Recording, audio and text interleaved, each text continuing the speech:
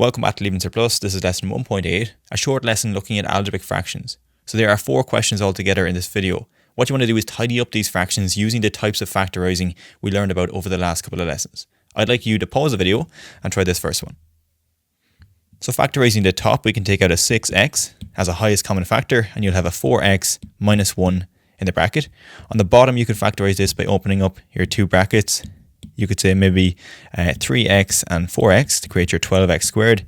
And then to create a 2, we could use a 2 and a 1.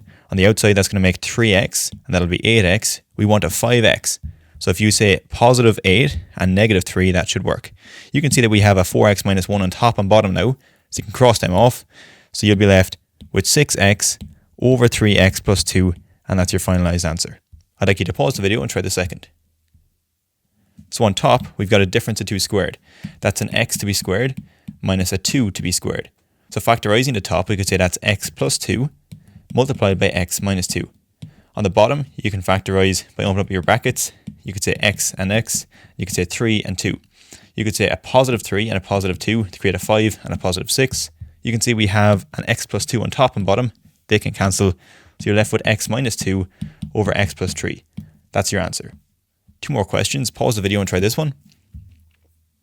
So for each one of these terms, they are divisible by 5.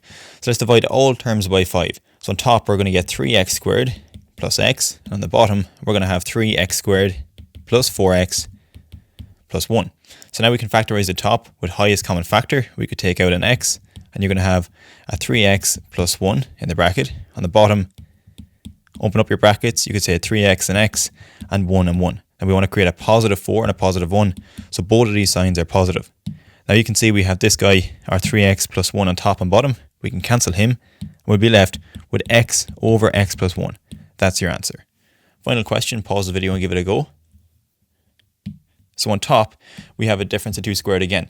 That's going to be 6x to be squared minus, and that's just 7 to be squared. So factorizing or putting it into factors or brackets, that's 6x plus 7 multiplied by 6x minus 7. On the bottom, you can open up your brackets here. So you want to create a 6x squared.